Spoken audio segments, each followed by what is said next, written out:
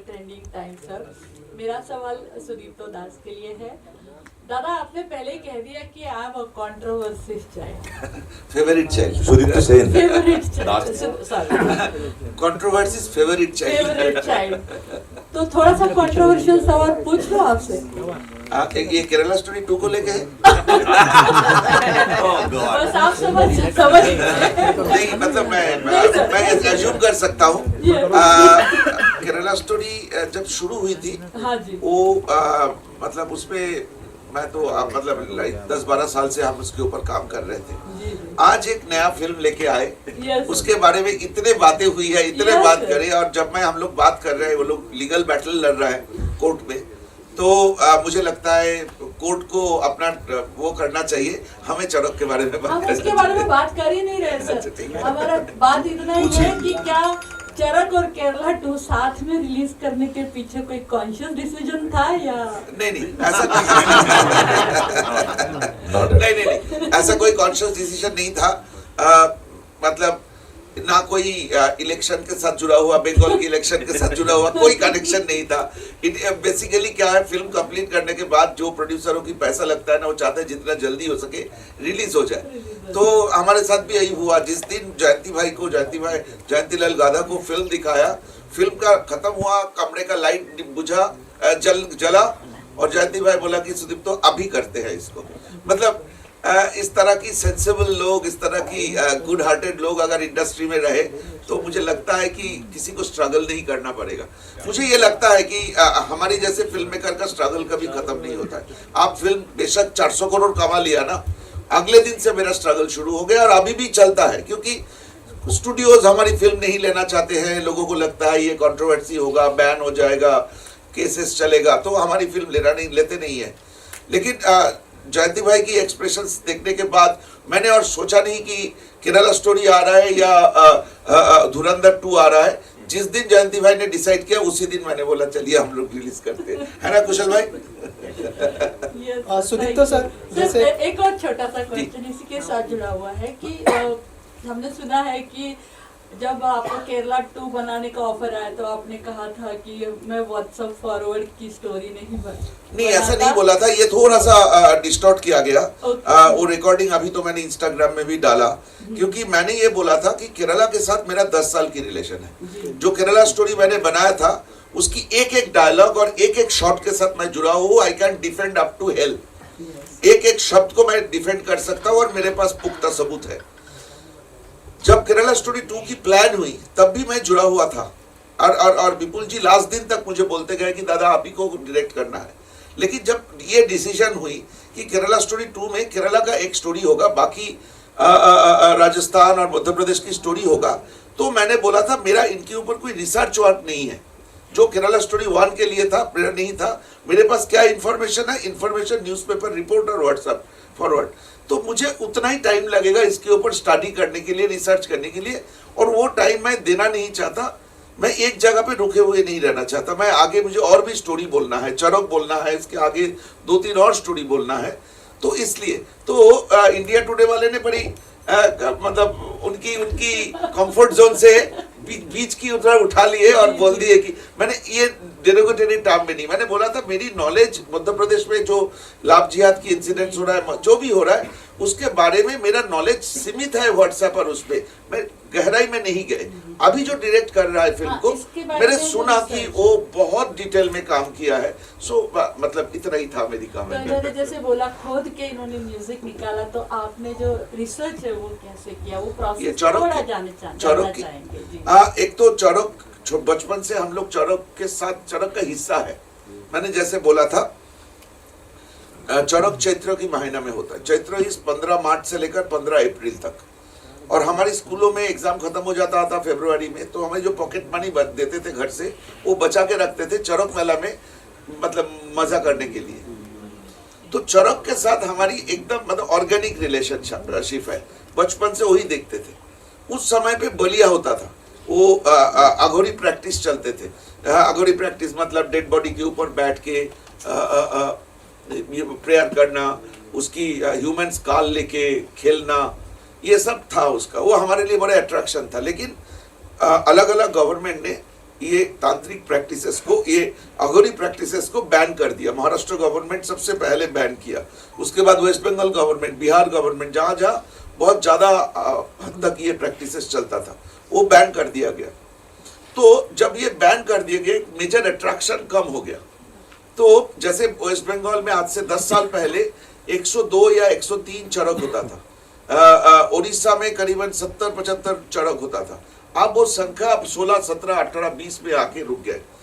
तो हमारे लिए जब हमने डिसाइड की कि इस फिल्म को बनाएंगे, संजय की कहानी जब हमने पढ़ा, तो पर्टिकुलरली फारूक भाई, संजय, मैं, हम लोग मिलके ये ह्यूमन सैक्रिफाइस की जितने इतिहास है वो हमने निकालने लगे और इतनी स्टार्टलिंग फैक्ट्स मिलने लगे कि जो most unsuspecting part of the society also are part of this heinous crime of child sacrifice, और साथ में इस तरह की तांत्रिक प्रैक्टिसेस। सो हमारी जो चैलेंज था, बेसिकली ये चैलेंज की मेन हिस्सा हमारे जो राइटर है फारूक भाई, उन्होंने निभाया। कुछ हद तक अमरनाथ ने की, कुछ हद तक मैंने और शिलादित्य ने भी, हम लोगों ने की। ये क्योंकि ये जो रिचुअल्स है जो आपने देखा, ये जो इनफ्री, ये जो वो करना, छेद करना, और ये जो देखा, ये रियल शूट फुटेज है। हम लोग ओरिजिनल चरक में जाके शूट किए हैं। ये अभी भी होता है? अभी भी होता है। तो ये जो ब्लर एरियाज था कि जो रियल में होता है और जो हमें शूट करना है, क्योंकि एक एक चीज की ऑथेंटिसिटी चेक किया जाएगा इस तरह की सेंसिटिव सब्जेक्ट में। हम तैयार थे, हमारी रिसर्च मटेरियल लेके हम लोग सेंसर बोर्ड में गए थे। तो ये बेसिकली सोशल रिसर्च था, बेसिकली वो प्रैक्टिसेस के बारे में। तो हमने 1 साल पहले चरक का फुटेज इकट्ठा किया। हमने अपने 4 कैमरा लेके अलग अलग चरक में जाके शूटिंग की, वो सारे फुटेज इकट्ठा की।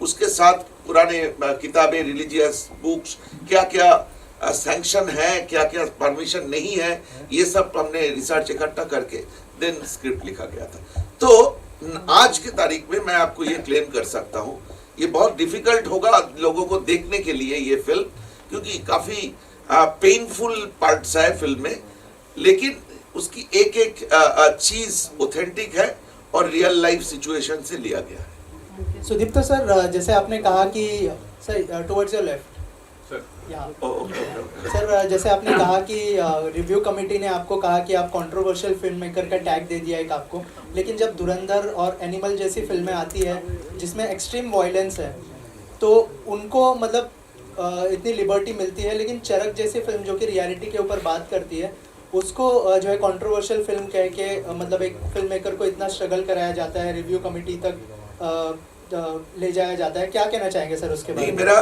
ये बात तो ये आज नहीं, मैं 2013-14 से हम लोग इसके ऊपर बात कर रहे थे अलग अलग फोरम में। ये अद्भुत एक 2 डबल स्टैंडर्ड है हमारी सेंसर बोर्ड बोलिए या होल जो प्रैक्टिसेस है सरकारी, जो कानून आज से 50 साल पुराने, आज जो सेंसर बोर्ड की सिनेमाटोग्राफिक एक्ट है वो 1943 का है, लिखते हैं सिनेमाटोग्राफिक एक्ट 1943। कुछ साल पहले श्याम बेनेगल साहब की एक रिपोर्ट सेंसर बोर्ड ने एक्सेप्ट किया था, लेकिन उसकी कानून अभी तक, उसकी जो इम्प्लीकेशंस था उसको अभी तक एक्सेप्ट नहीं कराया गया। तो ये जो डबल स्टैंडर्ड है ना, उसमें ना हम लोग कुछ कर नहीं सकते, मैक्सिमम हम लोग आवाज उठा सकते हैं। अभी रिसेंटली कल 2-3 दिन पहले इम्पा से एक लेटर गया है सेंसर बोर्ड में, कुछ डिस्क्रिपेंसीज के बारे में बात कर रहा है। तो बात ये है, हम लोग सफर तो करते हैं सर, केरला स्टोरी के टाइम पे किया, बस्तर के टाइम पे किया। आप सोचिए आज जो छत्तीसगढ़ को नक्सल मुक्त अनाउंस कर रहा है गवर्नमेंट और इतने सारे डिस्कशन हो रहा है वर्ल्ड वाइड, उसके समय पे तो 2 बार रिव्यू कमेटी की मीटिंग हुई थी। कल की जो मीटिंग था, कल जो रिव्यू कमेटी की मीटिंग था, it was really grayling time. मतलब एक समय पे लग रहा था कि मैं हार्ट फेल करके वहीं पे बैठ जाऊंगा, ऐसा सिचुएशन था। बट ये आप लोगों के हाथ में है। मैं तो, हम लोग तो आवाज उठा ही रहे हैं, हम लोग अलग अलग फोरम में बात करते हैं इसके बारे में, लेकिन आप लोग सिर्फ फिल्म को अगर फिल्म की तरह रिव्यू करने के साथ साथ हमारी जो पेन से, जो एगनी से जाना पड़ता है, उसके बारे में आप लोग लिखेंगे तो हमें बहुत खुशी होगी। Thank you.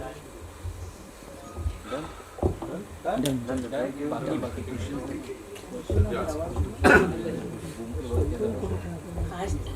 I am Varsha update now. मैं सुब्रत दत्ता से पूछूंगी यस मैम।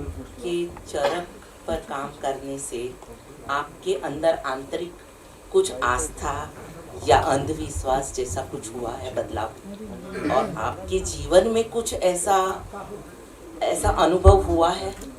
देखिए, मेरे हाथों में कोई अंगूठी नहीं है और मैंने नाम भी चेंज नहीं किया। अक्सर ये होता है कि जब आप एक्टिंग करते तो नाम चेंज करते हैं, अंगूठियाँ पहनते हैं। मैं इसलिए विशाख को नहीं बोल रहा इतनी बड़ी जी अंगूठी पहनी, बहुत महंगी है। मुझे डायमंड की शौक है। हाँ, ये डिपॉजिट किया है, कल महंगा बेचेगा। सो मुझे ये नहीं है, मेरा काम डाकिया की तरह है, और जो गिवन सर्कमस्टेंसेस उसी पर्टिकुलर स्पेस और टाइम में कैसे बिहेव करना, दैट्स माय होमवर्क। सो मैं ऐसे किसी अंधविश्वास में ना मेरा पहले था, ना अभी है, ना 50 साल का हो चुका हूँ तो भविष्य में भी रहेगा। ज़्यादा दिन तक तो नहीं हूँ। और मुझे लगता है कि विश्वास से ज़्यादा अंधविश्वास तभी आता है जब आदमी डरता है। जो विशाख ने बोला वही मैं वो करूँगा। मेरे ज़िंदगी में मेरा जो फिलोसफी है उसमें डर नाम की कोई चीज़ ही नहीं है, तब तो मैं एक्टिंग ही नहीं कर सकता था। So thank you madam for asking this questions, but I never believe kind of quote unquote अंधविश्वास। Thank you sir. I would like to have one question to Saidul. Ma'am, I'll come to you. Yes. Well, she'll just complete her thing. जी, आइए पूछिए। Yes. Sir को मैं पूछूंगी, आपका अपना इस चरक में कुछ किरदार के बारे में बताओगे?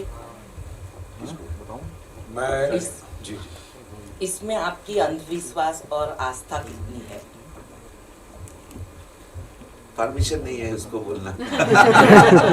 लेकिन हाँ, मैं एक हर कैरेक्टर के साथ जो मैं करता हूँ, हर एक्टर को ही करता हूँ कि एक पर्सनलाइजेशन, वो चरित्र मेरे अंदर कहाँ तक है और मैं उस चरित्र तक कहाँ तक पहुँच पा रहा हूँ। ये चरित्र आप देखेंगे, मैं इस पे ज़्यादा बात नहीं करूँगा। मैं एक पुलिस इंस्पेक्टर हूँ, लेकिन ये जिस दुविधा और द्वंद से गुजर रहा है, व्यक्तिगत जीवन में मैं किस द्वंद में हूँ या था उस दौरान, कैसे जूझता हूँ, ये मेरा अपना प्रोसेस है। लेकिन है, हर इंसान का अपना एक प्रॉब्लम है, कई प्रॉब्लम्स होते हैं, और एक लेवल के बाद वो उम्मीद तो कर सकता है, कई बार वो उम्मीद खो देता है और विश्वास और अंधविश्वास के बीच में वो टटोलता है। मैं व्यक्तिगत जीवन में ऐसा करता नहीं हूँ, अंधविश्वासी नहीं हूँ, लेकिन मेरा जो कैरेक्टर है और मैं होता तो क्या करता, इस तरह के इंसान मैंने देखा हुआ है। तो मैं उस बारीक जो लाइन है उसके आसपास मैंने अपने आप को पाया, और यही मज़ा है एज एन एक्टर। तो इस कैरेक्टर के साथ रहते हुए मुझे कुछ हुआ है पर्सनल लाइफ में जो मैंने इस कैरेक्टर के साथ। ये एक्चुअली मैं ऐड कर दूं मैम, शाहिदुर, अंजलि, ये जो 2-3 कैरेक्टर है, एक फिल्म में थोड़ा सा ग्रे शेड में है, तो इन लोगों के सामने हमारी रिक्वेस्ट था कि अपने कैरेक्टर के बारे में ना करें। अभी अंजलि, अच्छा है कि अंजलि नहीं है, क्योंकि अंजलि शूटिंग कर रही है, नहीं तो आप लोग उससे तो निकाल ही लेते। थोड़ा सा फिल्म देखने के लिए वेट कर लीजिए। तो थैंक यू। मैं इसलिए मैं ये सब बातें करने के लिए मैं बहुत घबराहट महसूस कर रहा था कि कैसे बताऊं। ठीक है, फिल्म देखिए। सर मेरा सवाल फिर थोड़ा अभी चेंज हो जाएगा, क्योंकि as an actors, for all of you it must have been very intense experience and out of comfort experience. तो रिलैक्स होने के लिए आप in between the shots क्या करते थे? बताओ नल्ली। सबके लिए है, सबके लिए है सवाल। देखिए, एक्टर को जब कोई कैरेक्टर मिलता है तो ऑब्वियसली हम उसमें पूरी कोशिश करते हैं कि अपना 100% दें उसमें। एंड जब हम कैरेक्टर में होते हैं तो हमारी ड्यूटी होती है उस कैरेक्टर को परफॉर्म करना। देन आफ्टर लाइक कट, सो हमको उस मोड में रहना पड़ता है। बट अगर 24 आवर अगर हम उसी मोड में रहेंगे तो थोड़ा सा वो एक्टर के लिए थोड़ा एक मोनोटोनी काइंड ऑफ होने लगता है। तो हम बीच में जैसे मौज मस्ती भी करते हैं, जैसे बहुत सारे एक्टर्स करते होंगे। मेरा क्या है, जैसे मैं जब बीच में रहता हूँ तो अपने आप को खुश करने के लिए मैं गाना मतलब गाता हूँ। तो एक्चुअली हाँ, लोकेशन लोकेशन इतना खूबसूरत था। लोकेशन भी इतनी खूबसूरत है वहाँ की, मतलब इतनी हरियाली। मेरे पास मतलब पिक्चर्स हैं, मतलब मैं जो BTS हैं after releasing the film I can like upload. तो इतनी लोकेशंस इतनी प्यारी प्यारी थी वहाँ पर, हम लोग बहुत घूमे। एंड जो मैं बताने वाला था कि मैं इन बिटवीन क्या करता हूँ, अपने आप में गुनगुनाता रहता हूँ खुद को। और मेरे साथ लड़ाई करता था। इनके साथ मैं लड़ाई करता हूँ। और पहले भी आप लोग देख चुके होंगे, हम लोग 3 स्मोकिंग बैरल्स में साथ में ही थे। तो बहुत अच्छा लगता है और कहीं न कहीं अपने आप को बूस्ट करने के लिए। पिक्चर में भी मेरे साथ लड़ता है और शॉट के बाद भी लड़ता है, अभी भी लड़ रहा है, सुबह भी लड़ा है। हमारी चलती रहती है। हमारे मतलब सीनियर हैं और हमारे मतलब हमसे बड़े हैं, हमने बहुत कुछ सीखा। मैं तो इनके बारे में बहुत बोलता भी रहता हूँ, बहुत सारे इंटरव्यूज में बोला कि मतलब मैंने कैमरा एक्टिंग जो है मतलब इनसे सीखी। नहीं, चड़क पिक्चर की खासियत ये है, जो दोनों का सवाल होगा जो मैं जवाब देना चाहता हूँ, कि फिर जो सिचुएशन अंगना ने यहाँ पे है, जो आर्ट डायरेक्टर हमारे बीच में बैठी हुई है, या हमारा जो DOP साहब है प्रशांत तनु, उसके बाद में ज्वाइन ग्रुप का नाम क्या है, मानस जी।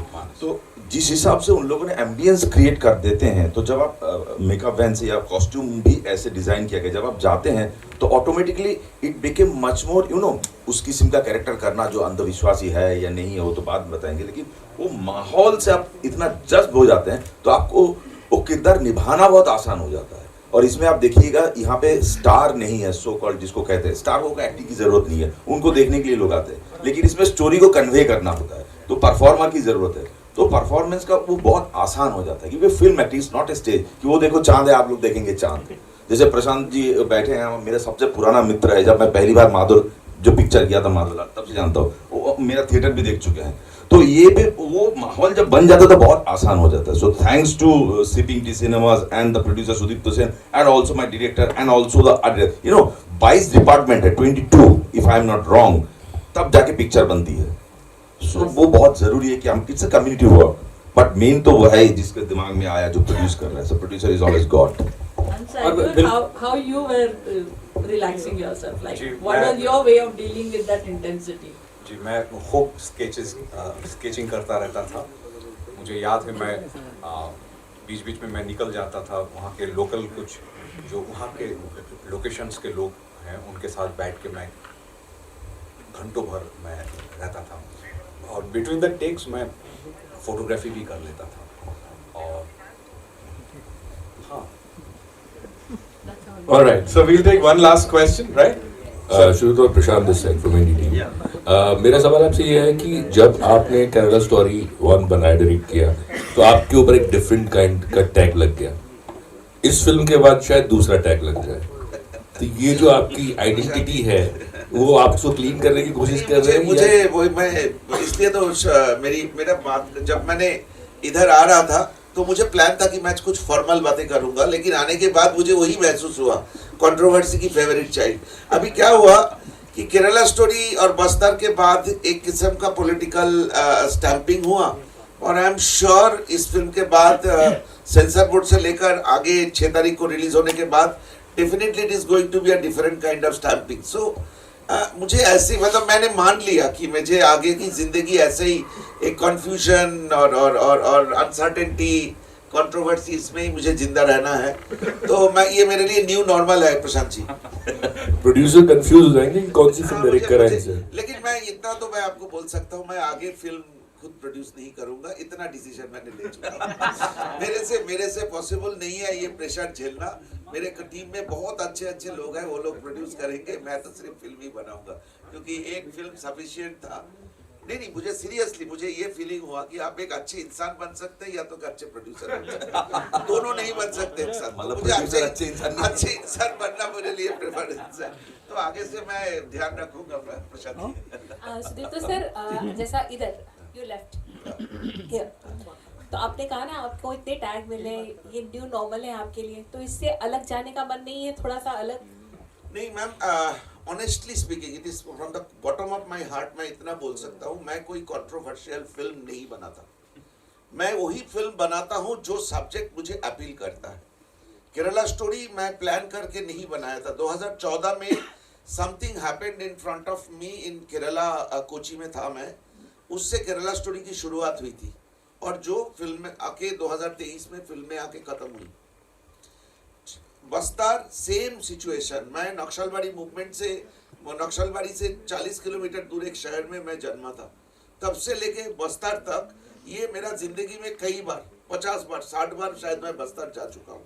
तो बस्तर हुआ, चरक भी एग्जैक्टली ऐसे। इसके आगे जो मैं कहानी बोलने जा रहा हूँ, मुझे इस तरह की कहानी, मुझे लगता है एंटरटेनमेंट की जो डेफिनेशन है ना, हमारी सोसाइटी में कुछ गलत डेफिनेशन सिखाया गया।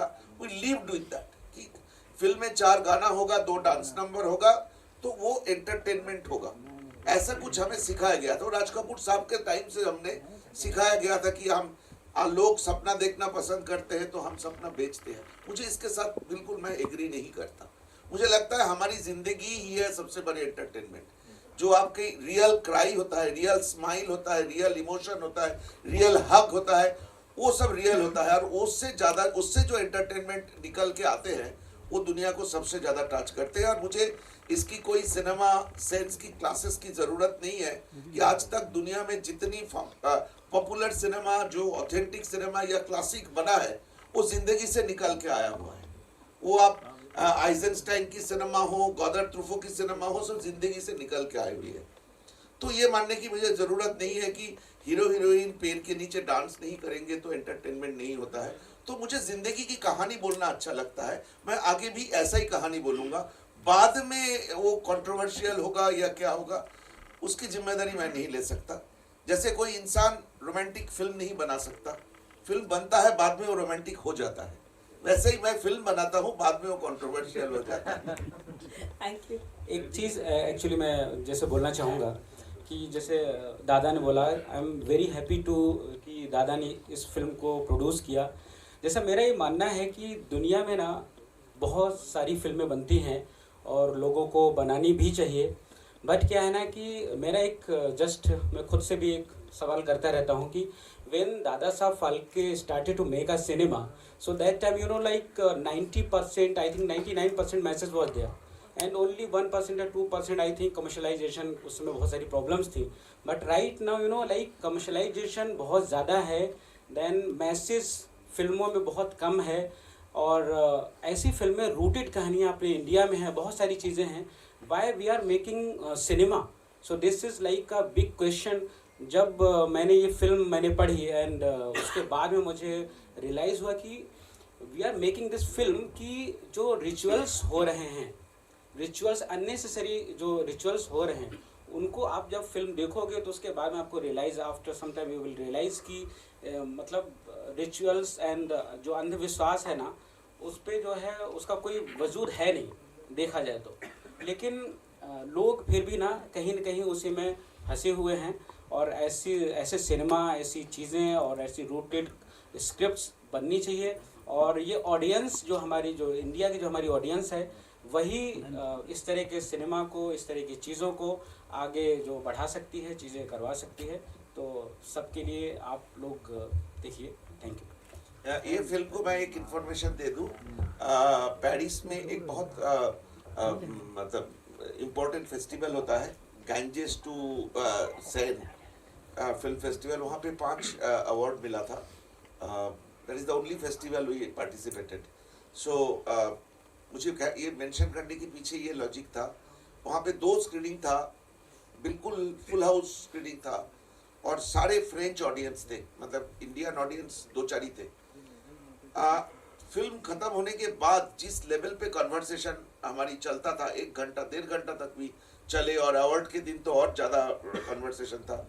तो मुझे ये महसूस हुआ कि जो यूरोप की दर्शक है, जो विदेश की दर्शकें हैं, जो इंडियन सिनेमा के बारे में बहुत ज़्यादा जानकारी नहीं है, उनको बहुत इंटरेस्ट है इस तरह की सब्जेक्ट के बारे में। और मुझे लगता है कि ये सिर्फ इंडिया की बुरे चीज़ दिखाना नहीं, ये इस देश की जो कल्चर है ना, ये कल्चर के बारे में इन लोगों ने इतनी सारे डिस्कशन की कि मुझे ये लगा कि इस तरह की फिल्म सही में और बनना चाहिए। और ये फिल्म अगर सक्सेसफुल हुआ तो मुझे लगता है बहुत लोग कोशिश करेंगे इस तरह की फिल्म बनाने के लिए। जैसे केरला स्टोरी सक्सेस के बाद कई सारे स्टोरियाँ आई मार्केट में, वो चला नहीं वो अलग बात है, लेकिन अगर ये फिल्म इंस्पायर करे और फिल्म बनने के लिए तो मुझे लगता है ये हमारी सक्सेस होगी। सो फ्रेंच ऑडियंस की बात की, I am sure Indian cine lovers जितने हैं वो सब बहुत ज्यादा प्यार देंगे मार्च 6 को। इस टीम के लिए एक बार जोरदार तालियां हो जाए। और सुनील प्रधान, मैं रिक्वेस्ट करूंगा आपसे, बिकॉज़ वी नो हमारे कुछ एचओडीज यहाँ पर हैं, इट वुड बी ग्रेट अगर आप तो मैं ना मेरी कुछ इंपॉर्टेंट बात इसलिए नहीं कि मैं रिचुअल की तरह इंट्रोड्यूस करना चाहता हूँ। जैसे आप लोगों ने ट्रेलर देख के समझ गए कि ये एक नॉर्मल फिल्म नहीं है, खूब सारे पेन है इस फिल्म के साथ। मतलब रियली आप देखने के बाद थोड़ा सा डर भी लगेगा आप लोगों की। इसकी फारूक भाई एक जॉनर बोलते हैं फोकलोर हॉरर फिल्म। सो ये दुनिया में इस तरह की फिल्मों को फोकलोर हॉरर बोला जाता है। तो इस तरह की फिल्म इस देश में बनाना बहुत डिफिकल्ट था। तो मैं कुछ टेक्निकल मेंबर्स जिनकी कंट्रीब्यूशन की बगैर ये बन नहीं सकता था, मतलब सीरियसली बन नहीं सकता था, उनको बोल दूं। तो पहले मैं फारूक भाई को इनवाइट करूंगा। Give it up for him ladies and gentleman. Farooq भाई